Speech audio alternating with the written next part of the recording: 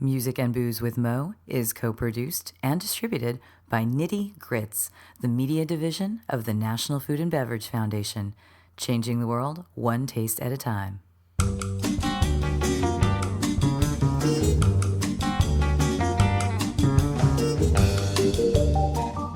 Welcome to Music and Booze with Mo. I'm Mo Herms, and I've worked in the music industry most of my life, so have met some pretty amazing musicians over the years. I also love a good cocktail, and I've encountered some really interesting bartenders as well.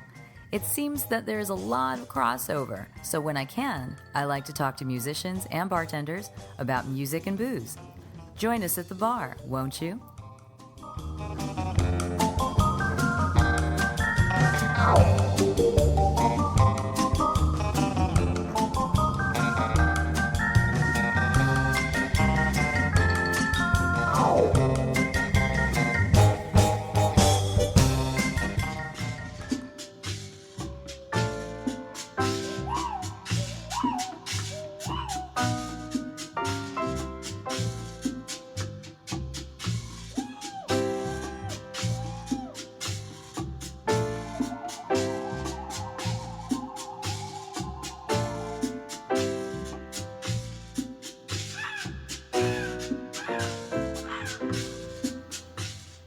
For the next few episodes, we'll be doing something a little special here on Music and Booze with Mo. It is my tropical summer of cocktails. I've never made a secret of my love for tropical and tiki. I love wearing flowers in my hair. I always have. I grew up by the beach. Surfing was a big part of my life. Tiki naturally fell in line with all of that. And tiki is going through quite a resurgence, revival.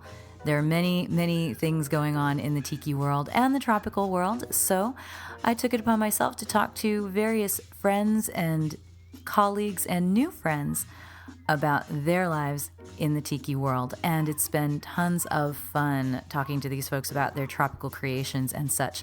So join us for the summer as we have Mo's Tropical Summer on Music and Booze with Mo.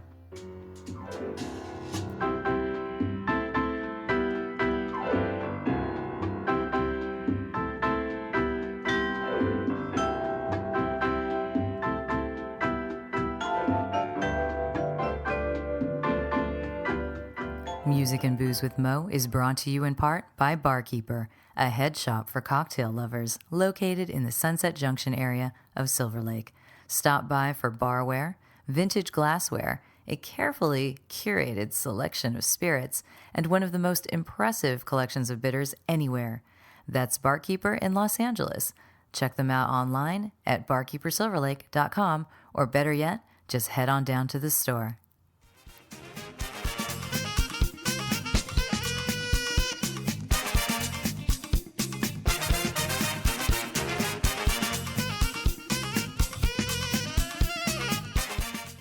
Last year, I was lucky enough to meet Scotty Schuder, the owner of Dirty Dicks in Paris, which is a fun tropical / tiki bar, depending on who you ask. He will call it both, and he is a very, very spirited, fun human being and a very good human being who had grown up in Los Angeles, found his way to the Bay Area. We never crossed paths there, but lived there at the same time, and then went on to make it to Paris, France, and make a name for himself in the cocktail world. He's one of the creators of the so delicious, that it's actually part of its name, OFTD Plantation Rum. If you've never tried it, oh, it's so good.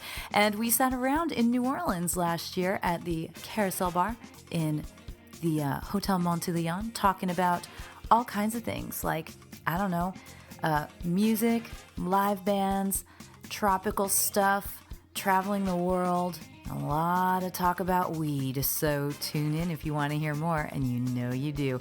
So happy to get to have this sit down with Scotty Schuder, who I've seen so many times since then.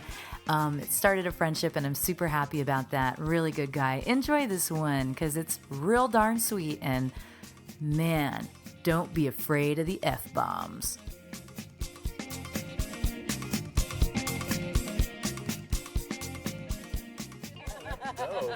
So, all right, let's start the real thing then. So, we are sitting in the Carousel Bar at the Hotel Montillon, and introduce yourself. My name's Scott Schuder. I own a tropical cocktail bar in Paris called Dirty Dick. So you call it a tropical cocktail bar, not Tiki Bar, for sure. Is it a tiki bar? I've been there.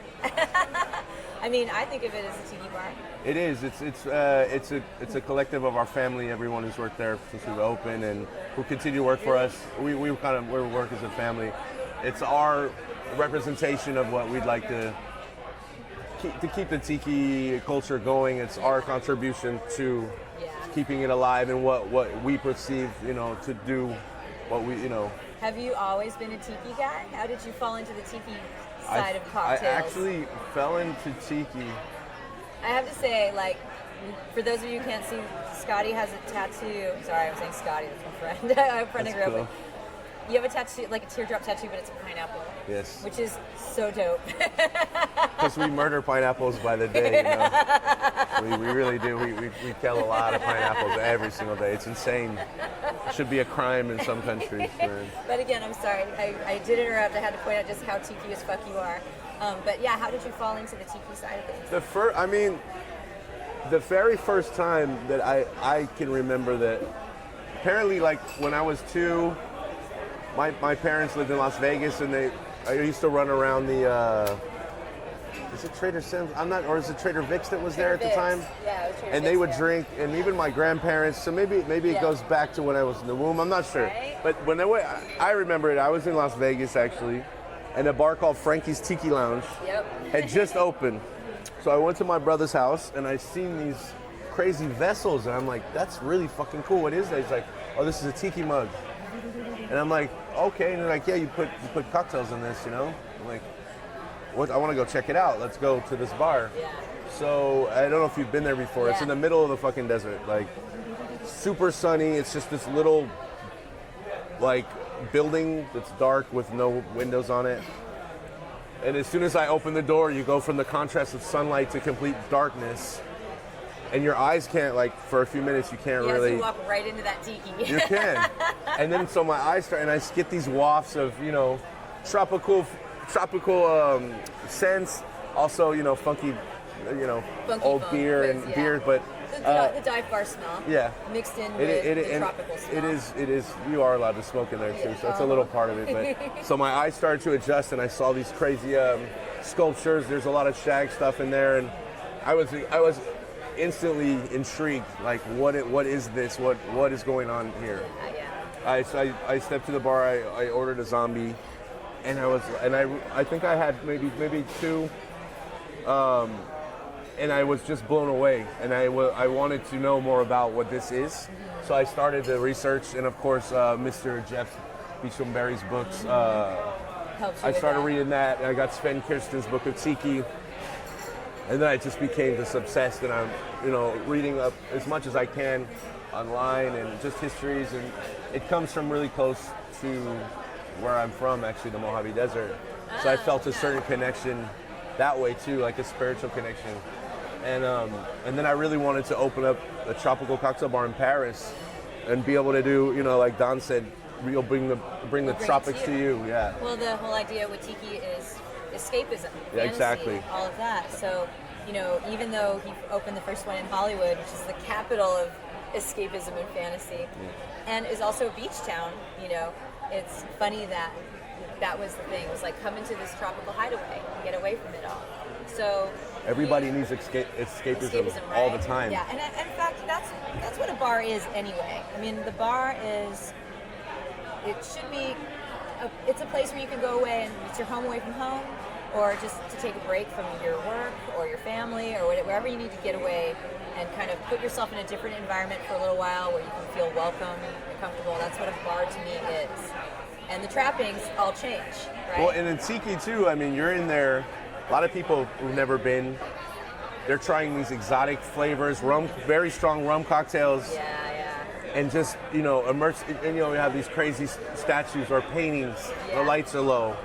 And people are like, what, and then you just instantly forget, I think even more as, not all bars, but some, bistros and that, you would get more just like lost, and then, as once the rum starts to kick in and you're talking with somebody, you just, I think it really takes you to another place, I think that's it's something you can't really replicate in most other bars. Some, yes, but I think in a tiki bar for sure. For sure. So how long have you been working in bars? I've been working, I would say, almost 18 years bartending. Yeah. Did you start when you went to Paris? Is that when you started working? I moved to Paris when I was 21, so I was just old enough to drink. I left Oakland. Yeah. I actually lived, I think, maybe 5 blocks from where the original Trader Vic's was. I used to live in North Oakland. Oh, I didn't know you were an Oakland guy. I lived in San Francisco first.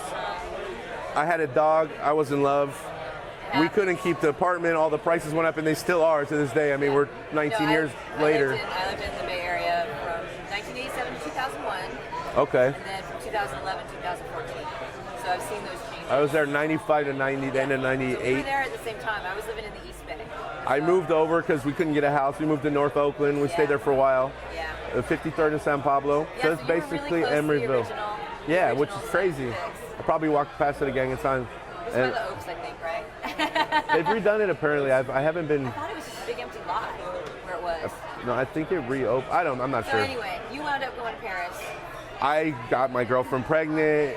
Like, I was selling snowboards at the time. Yeah. I didn't have health insurance. She didn't have a job, or maybe she did, but we didn't have any money. We went to the first doctor appointment, and it was like $400. I'm like, and that was just to say, with the ultrasound, I was like, babes, like, how are we supposed to fucking afford this? Yeah. So her family lived in Paris, and so let's move to France. We'll have the baby, and then move back eventually. And that didn't happen. Stayed, yeah. Everybody's just still there. It didn't work out between me and her, but it was either you stay in a foreign country. Yeah. Is he still in France? He's turning 19 next month. What a trip, huh? So it was either stay or leave, and I chose to stay. And I started. It was actually a glass boy at the beginning. And bartending in France doesn't have the same, I don't know what's the word, merit. You don't make any money, basically. You make some minimum wage. Even back then, you didn't even know how much you were making. They pay you in cash, rip you off, and it was, it's a fun job. It's a tough job, and I loved it since, as soon as I got behind the bar, I loved it. Every part of it, like, it's a very fun profession. But you just were like, I got to make this, I got to own my own place. Well, after some time, I always wanted to, but after some time, yeah, you want to. If we fast forward to this, we're like, I really want to do this, but how am I going to do it? Yeah. I don't have a lot of money. My family definitely doesn't. How did you do it? I saved up every penny I had. I worked my ass off at a job where I talked to the owners and they said, I'll make you a percentage. How much money can you make? So they put me on a percentage. And I really fucking smashed it hard. Like, we had this bar called UFO. It was a rock and roll dive bar. It was amazing. It's still fun. Nice. And we just, I have one of the staff from there, even two, who moved on with me. Eventually, is still with me at Dirty Dick now. Yeah. And that's when it all started. And I put in a little cocktail program. I started building up a little rum collection at this bar. And how am I going to do it? For yourself at this bar, basically. I don't know if I wasn't really trying to do that. I was just trying to inform myself. I was paying my way to all the bar shows, to BCB, as I still kind of do. And I'm just trying to learn as much as I can, go to different countries, go to bars, and just meet people and see what they're doing in other countries. And I feel like we're still doing that to this day, every day, every day. Mm-hmm. So when I first went to France, it was like 96, I guess, and I don't remember. France to me was about food. Yeah. I mean, if you're going into the hospitality and wine, food, wine, right? It wasn't really cocktails. You went in somewhere for a cocktail, and it would be a T-Ponche or a planner, and it was like a little. But you could still get them in bistros, but it was done so poorly. It was just like they were there, but it wasn't a thing at all. Exactly. So, but now it's much more significant. It's still nothing like London or something, or New York or whatever. But it's on the way. Yeah. So that's my question for you. So when did that start happening in Paris? When did they start kind of developing? Because you just said, you developed a little cocktail program. And did you do that because you'd done some traveling and you'd seen? I think, I'd always done cocktails. I used to run pubs, but we did Sex on the Beach. Okay. We did Cosmopolitans. Okay. We did mojitos. We always did cocktails, but it was just something that you did. Yeah. Normally females would drink cocktails, the dudes would drink pints. Oh, okay. And it was like, you know, those pubs at nighttime, DJs and just, you know, like that. Yeah, I saw a really awful Bon Jovi cover band at a cocktail bar, and I was like, this is kind of amazing in Paris. That's kind of cool. It was funny. I was just like, all right then, okay, you know, if I'm going to do this, I'm going to do it full on. So, but I don't remember getting good cocktails, but they kind of...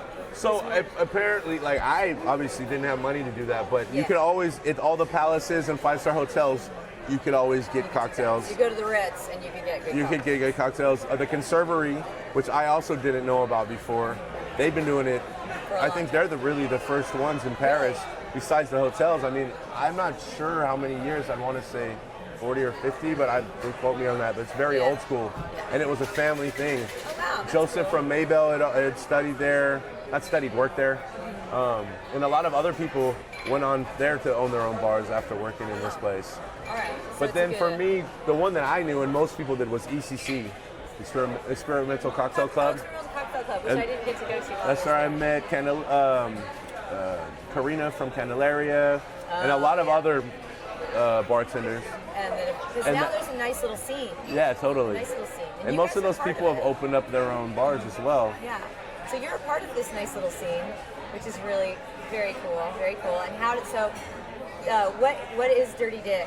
Like, what was the origin of that? Dirty Dick. Wasn't it like a massage parlor or something? No, it was a straight up brothel. It was straight up brothel? Yeah. It was a sex club. Nice. There's not a lot of documentation about people who went to these kind of places. Yeah. It's hard to find, I had this one guy who talked to us online, who was there in the 50s, basically it opened in the 30s. We know after a while, it was a sex club for sure. It was owned by the Corsican Mafia. They had a big part of the resistance in World War II, Nice. And that whole part of Pigalle. It's just as what I learned from word on the street, you know what I'm saying? I wasn't there, but I'm always trying to find out the history, and people don't take pictures when they go to these kind of places or even repeat these stories, but so he said he used to go, when he was in the Navy, they used to have leave, I know I've seen some old movies after World War II. That's where all the GIs would go to get laid, party, get drunk, eat. I've seen old movies with the MPs, like actual military police, always driving around. They were kind of watching the soldiers. Yeah. And it was just a red light district, that's how it always was. And you also had the Moulin Rouge, so you had cabarets as well. It wasn't all, hardcore sex, but it was there for sure. Yeah, because you guys are not too far from Moulin Rouge at all. It's just right around the corner. Yeah. It's like, 2 blocks away or something like that? We even had, in the back, we had hidden ceilings we found in the end that weren't on the blueprints. Ooh, with, that's cool. So they probably stashed it was people up there? Yeah. Stashed weapons drugs, or something, probably. weapons. Yeah. And it was actually, when we were soundproofing, we found it was a hatch door. Oh, wow. And with the original wallpaper. Oh, really? It was reinforced. The floors are reinforced with wood, and wow. it was. It's a trip. It's just, Then we started looking like maybe we'll find a safe, or because we were opening up things that aren't on the blueprints, but then. Didn't want to find any dead bodies or anything. Yeah, seriously. I have some friends who found a basement in a bar they bought. Wasn't on the plans. And they went down the basement and they found a full stash of booze, like dusty old booze that they think was from like the 20s or something. That's awesome. They had found, yeah. So they just kind of cleaned it up and put it there. Basically, they turned it into the owner's lounge where they would go down and smoke weed. Oh, that's pretty cool. I want to go there. Yeah. Well, next time you're in LA, I'll be there next week.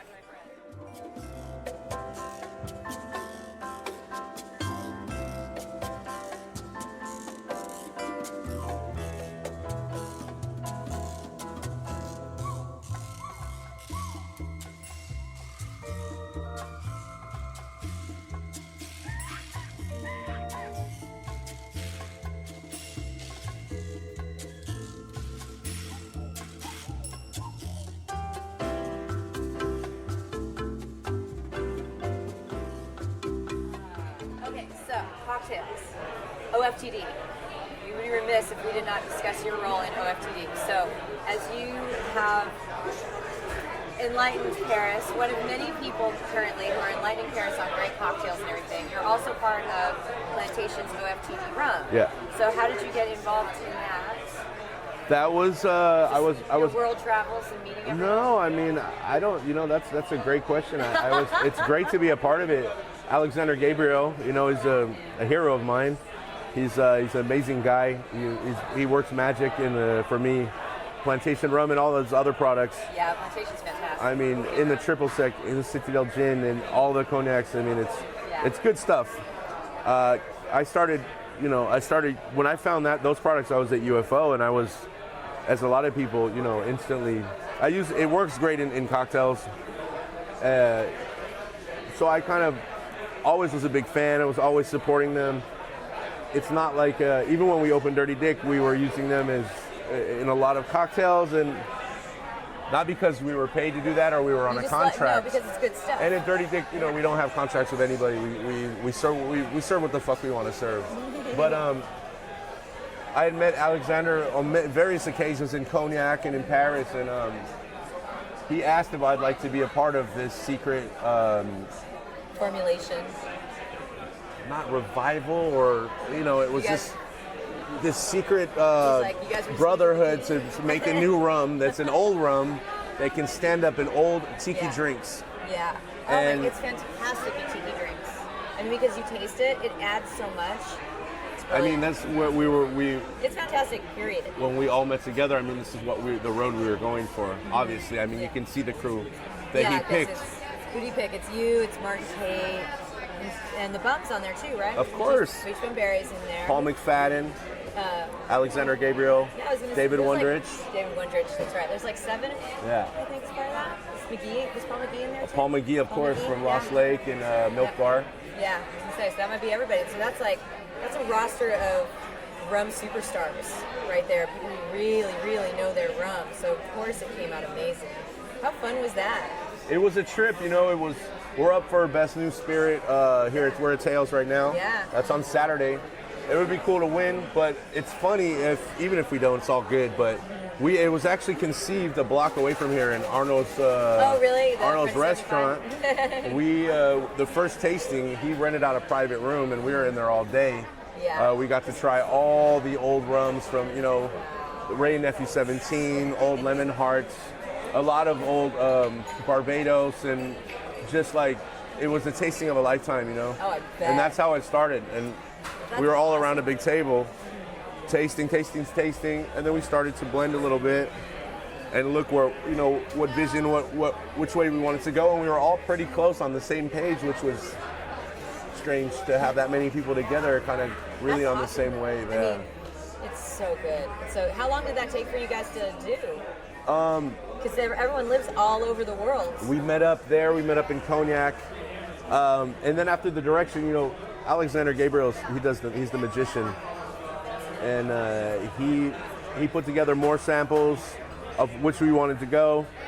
Then we re-met up again in the Cognac and decided on the final blend. Nice. So good. So this reminds me when you said, you know, you're like this brotherhood of people creating this rum, and then the work behind the bar. Because we're talking about booze and music. This is the whole point of this podcast, is booze and music. So you guys were like a band, essentially, creating this product.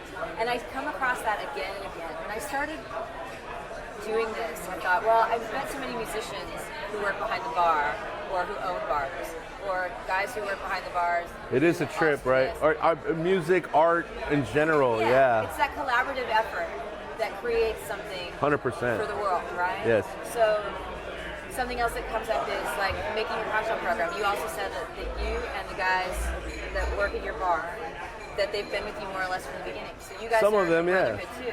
I mean, when we opened before, I put together a crew and I told them my vision, and we were in somebody else's bar with every ingredient in the sun and different syrups, and just made a menu, you know, and without even being behind the bar. The first night was a fucking for us it was a disaster, and everyone else loved it. It was one of the scariest things I've ever done in my life, and we made it through. But we didn't fail miserably. But we were literally hooking up the dishwasher 2 minutes when there was a line of people to come in.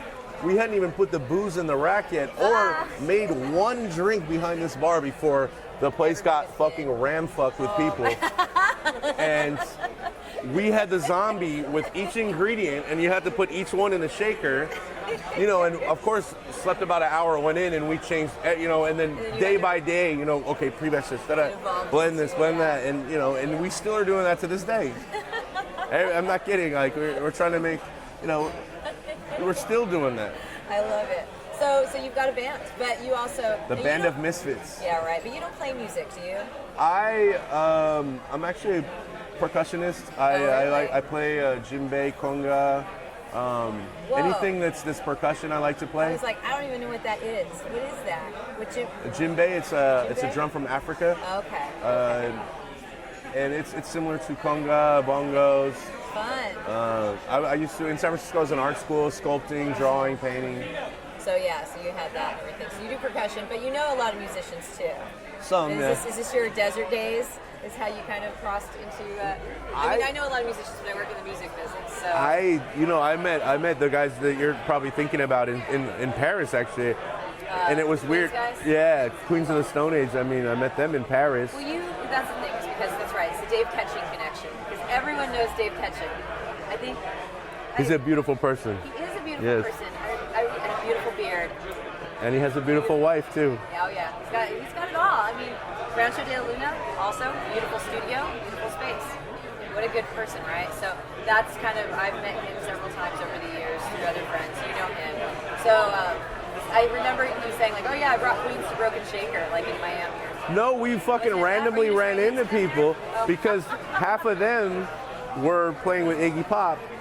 And I was on my way to Puerto Rico, and we did with Don Q, we did a little takeover at the 21, which is at the at the Freehand, we could say that.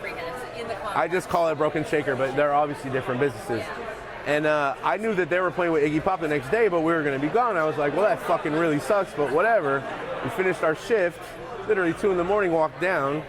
Josh turns around, and the rest of them like, and Troy, like, what the fuck are you doing here? Like, see, I used to know Troy when he was with Failure. Yeah. You remember that band Failure? Yeah. So I loved Failure so much. I used to follow them around. I interviewed them quite a few times back in my radio days in San Francisco. I was at Calex. So since you lived there, you know Calex. I was there for 10 years. So I was on the radio while you were living there. So it was crazy. Like, I was there, I was on usually during the day, like from 3 to 6. I love doing drive time. And I interviewed them all the time whenever they come through. So that's how I knew Troy. So I met Troy, and then he left because he's doing Queen stuff, but who else did he do? He was in some other band too for a while. Perfect Circle maybe, something like that. So he left, he moved on, and then cut to like 2 years later, Kevin Murphy, the guy who owns the Tonga Hut in North Hollywood, sells his house to he bought Troy it. I know.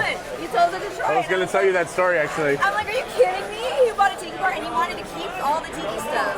I haven't been there since. So Troy, when I met him, after a few times, we're having drinks, and he's like, Scotty, you know, I actually have a Tiki Bar with a hidden bar inside of it at my pool. And I'm like, what? And then he, you know, as more and more we meet, he's telling me more, and then, turns to find out the guy from the Tonga room used to own it. Bought it from him. I gave him a bottle of OFTD a few months ago when I was over there. We went to the studio when they were recording Villains.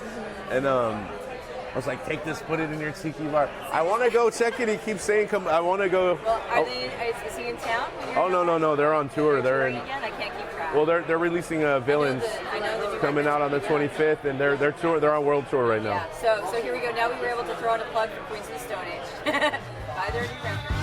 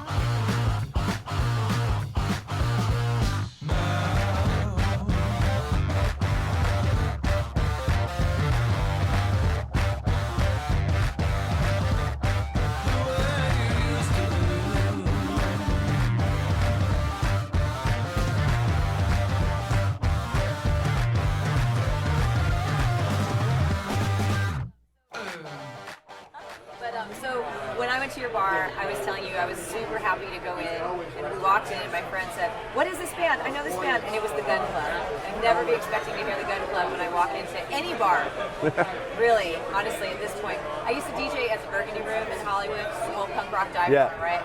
So of course you would hear it there because you'd be expecting it. In fact, because of DJing at that bar, I cannot listen to the Ramones or the Buzzcocks anymore. And it's nothing against those bands. They're obviously it's because it's on repeat. That's like it. That's all anybody ever wanted to hear. So when we were in there, I remember asking the guy behind the bar. Well, I'm going to call him Boss because I kept fucking up his name. It's really easy, but Bossun. Yeah. Boss. Well, he goes by Boss. Yeah. So he's like, they call me Boss. I'm all good because you're going to tell me your real name many, many times, and I'm going to say it wrong every single time. And he's like, oh, we just put together this list. You know, it's our own stuff.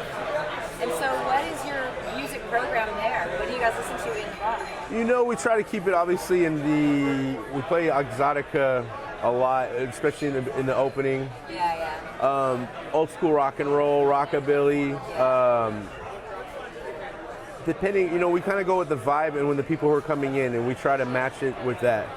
The weekends now that we have a 24-hour license, but we only stay open an extra hour. On the weekends, we turn the music up loud after midnight. We'll play some reggae, some dancehall, some punk, some Cramps, but really loud. And we're not normally, we weren't ever do that before. This is, you know. Yeah. But that's just on the weekends, and you know, just keep it in the vibe of what's going on. Yeah. So what do you listen to at home? Everything. Everything. I mean, I like everything from bluegrass to dance hall to. What are your favorites right now? You know, it's. I listen to everything. It's really a tough question. I like everything. To save me a seat right now, so keep going. But you listen to, well, I listen to everything too, so I understand what you're saying. And when someone says to me, "Oh, what are your top 5 that you have to take with you when you die," or top 10? I would be a different genre of music on each one. Right. So for me, there might be a couple, 3 or 4 that are consistently on my list, but other stuff changes, and it might just be. I mean, I've got. Right now I'm sitting here going, there are some electronica albums I absolutely adore. There are, singer-songwriter things that I totally worship. Maybe there's an artist from here, from New Orleans, Hooray for the Riff Raps. One record that I love. Other records I'm like, I don't care about it. So, but that record I love so much, I'd be like, I might want to keep that record forever and take it with me, But at the same time, I'm like, I need to have Duran Duran's Rio on the island with me. That I won't survive otherwise. So what are a couple that like... I like hardcore, I like punk rock. But give me a couple of records. Okay, what's a record I need to listen to?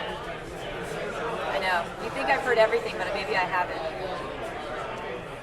You probably have. I mean, that's a really tough question. You don't know me.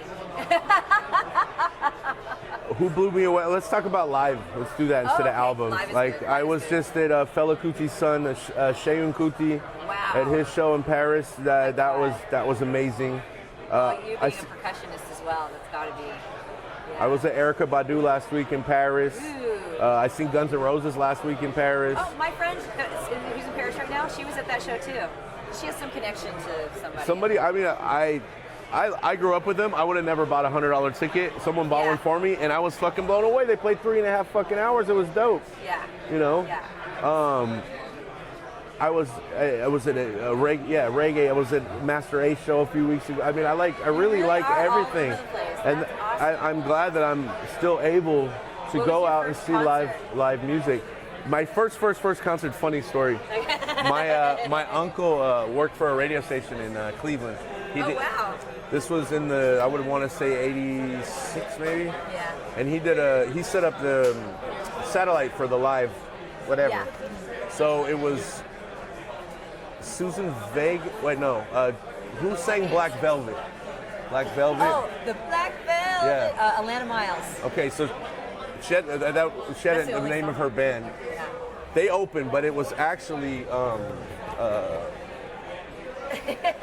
I know his name. It's the lead singer of Led Zeppelin. Robert Plant? Robert Plant.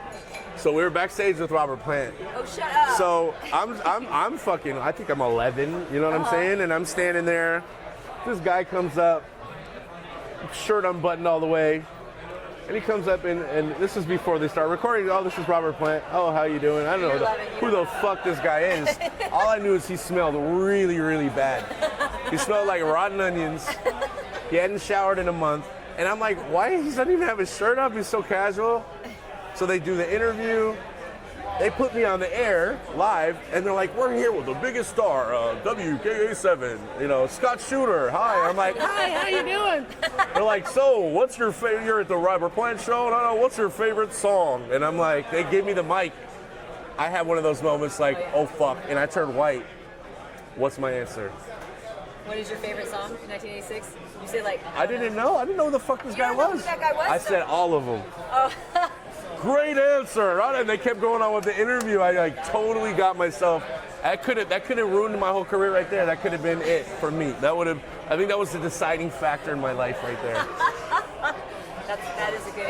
That was the first time I smelled weed too. That I remember. We were like in the 5th row, and I'm like, "What is that delightful smell?" Wow.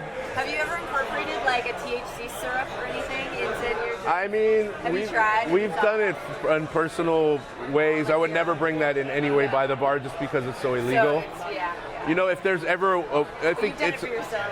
If there's a way to do it with low, I would love to do it.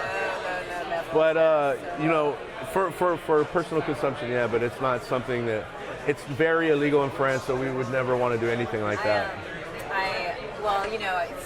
I got slipped an edible when I was like 18. And some of them are really fucking strong. You don't know what the fuck who made it. That's exactly what happened. Have a panic attack and shit. So I didn't really smoke weed. I'm not really a weed person. Me neither. That's my sister's job. Yeah, I can tell that you're not into it at all. That's more my sister's job. I do the spirits. She does the weed. That's cool. My brother does all of the above. So I want to hang out with your brother. I know. Yeah, he's in New York. The next time you go to New York. Okay. So, and everybody loves my brother way more than they love me. So there you go. But so I got sent a cookie where they'd actually melted the pot into the butter. In butter, if that's how you do it. Yeah. The right way, so you didn't get like leaves in your teeth or anything. And you wouldn't know how it tastes good. You're like, wow, this is great. Like cookie, right? So it was like the middle of the week, the middle of the day. There are these cookies. So for my day, you want a cookie? And the guy who gave it to me was like, I was in the dorms. He was like our dealer, right? But I didn't think he was going to give me a pot cookie. I really had no idea. Like hour later, I was like fetal position on the bed. It's like, I was so messed up. If you don't it's not a thing that you should. Children out there do not eat edibles if you don't smoke weed. And if you do, take tiny bites, baby steps. Train yourself to that. You can never go back. You can always go forward. Word to the wise. Well, this guy came in. This guy lived across the hall from me. And he started doing that. You're running through a forest, putting his hands in my face. Of course. It's like if you're tripping on acid. People always like, oh, bro, you're on acid? Yeah. Like, fuck. Yeah. I punched him in the face and broke his nose. I like your fucking style. High five. And he fucking deserved it, too. First of all, you gave me a cookie without telling me. Then you're doing the run through the fucking forest bullshit. Right? And he was going to smack you in the face after. That's how it goes. Yeah, totally. And I was just like, I just went bam, like this. Blood everywhere. So then I'm just like,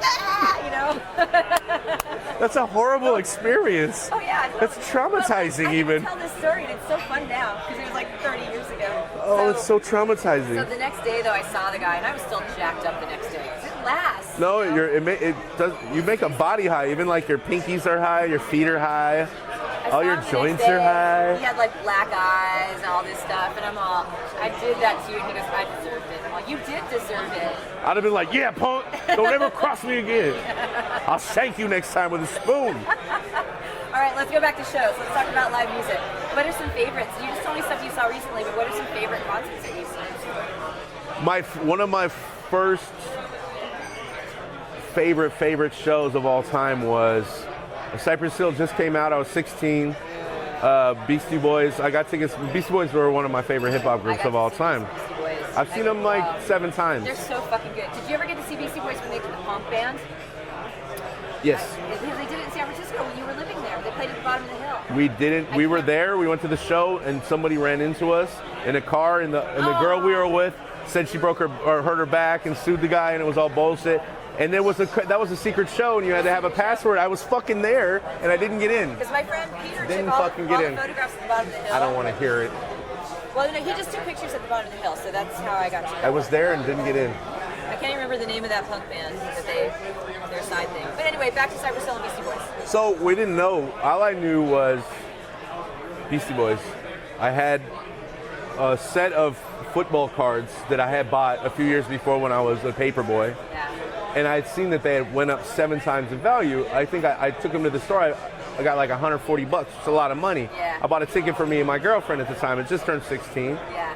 And it was down at the Universal Amphitheater down in LA. And it was actually, Cypress Hill opened up, Henry Rollins Band, and then fucking Beastie Boys Check Your Head, where they played all their own instruments and did punk. I was at that show. So wait, where was it that you saw that? I think it was at the in Universal. Down LA? Yeah, for sure. So, the Universal Amphitheater. Yes. Yeah. I feel like I saw that show, but it would have been in San Francisco when I saw it. So that was or fucking like. Because I remember that lineup. That was a good fucking show. Well, funny thing is, as soon as we got in, it was like meant to be. Like Sendog comes out, and he's like, "Y'all motherfuckers, rush the stage." So of course we rush the stage. All the security's at the pit. I get into the pit, which is right in the front. There's no seats in the pit. Yeah. I get into the pit. Watch Cypress Hill. He was throwing joints out to the crowd. Amazing show. They just came out. Henry Rollins comes out, and of course there's a massive pit. There's a massive pit, mosh pit. Yeah. So during the show, some dumb motherfucker threw a Birkenstock and hit him in the face. Right? This is a true story. I was standing about 4 feet away from the guy. This really happened. Through the Birkenstock? Yes. Okay. Henry Rollins takes his microphone that's on a cord. Yeah. He throws the microphone, hits the guy in the nose, blood splatters everywhere. Holy shit, seriously? The guy goes like this, there's blood pouring everywhere. He pulls the microphone back, and he doesn't curse. He's a gentleman. He goes, "I got pretty good aim, huh, scumbag?" He's like, "Your mother's a whore, and so is your sister." And I'm like, holy, this guy's a human muscle wearing Speedos. Yeah, right. With a search and destroy tattoo on his back. Like, why would you throw a fucking sandal at this fucking guy? And he got him, and then disrespected his mother and his sister. And then Beastie Boys came on and killed it. It was Check Your Head. They played all their instruments. They played their punk stuff, and it was fucking dope. What a killer show. What a killer show. All right, on that, gotta wrap it up because I have to go somewhere. But this is awesome. We could totally keep going because there's so many good shows out there in the world. I've been to a million of them. I've been to a million of them. So yeah. That's well, thank you so much, Scott. Of course. I'm so glad that we got to chat. Me too. It was fun. And thanks. So, is there anything you want to tell the people? Like, to look up a website, buy the OFTD, come to Paris. If you're ever in Paris, come through. Well, honestly, you're all over the world, though. I missed you in Paris because you were in Tel Aviv, and then you were out in Brooklyn, and I met you in Florida, and you'll be in LA next week. You're never in your fucking hometown. Right now, it's just spreading the love, man. If people want to, and actually we ran into each other in Miami as well. Yeah. So if people want to find you on your forever ambassadorship, is there a way to do that? I mean, you can look on my Facebook, but besides that, I'm in Paris. Come through. We're all, like I said, it's a big family. We have a Dirty Dick, and you're I hope you have a great time. Yeah. Come through and come to Dirty Dick. Come say hello. Come say hello. Go to the Red Light District. It's still got lots of sex shops. Come say aloha and go to the sex shop. I like the Eiffel Tower dildos. Yes. Yes. Well, thank you so much, Scott. It was great talking to you. Thank you. That's that. Mahalo.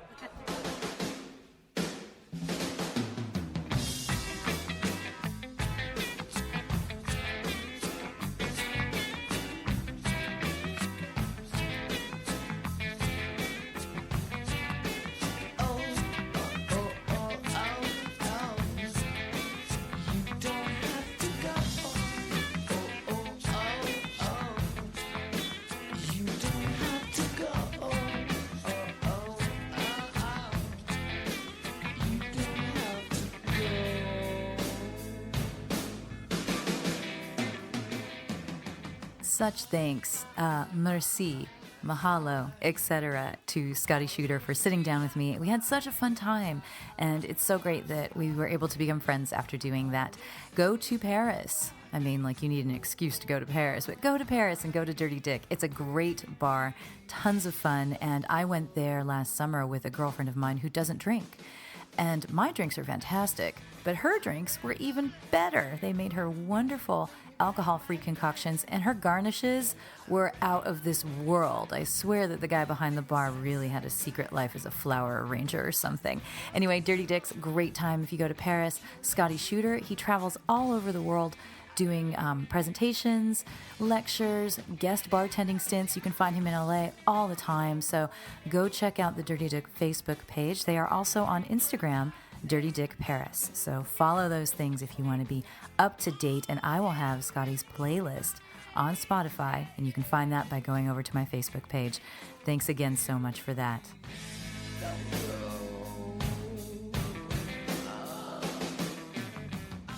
Music and Booze with Mo is brought to you in part by The Blind Rabbit, a speakeasy located in the Anaheim Packing District.